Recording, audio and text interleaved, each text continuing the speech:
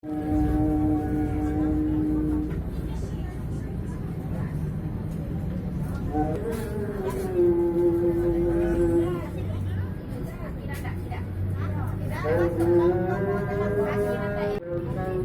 sore kok.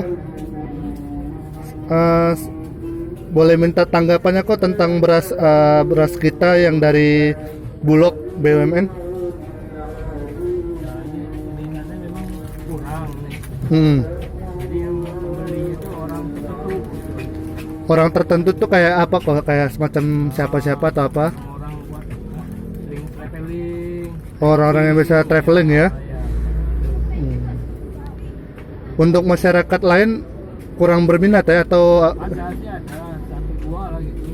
alasannya kenapa kok kalau boleh tahu kok? Mungkin mereka kan mungkin sekedar paling semua anak-anak kos lah gitu. Kalau boleh tahu kok harga satu sasetnya beras itu berapa kok? Ini 3.000 lah. 3.000 ya satu saset itu. Oke kok, makasih kok ya. Atas nama siapa kok? Herjana. Hah? Herjana. Herjana. Oke, makasih kok ya.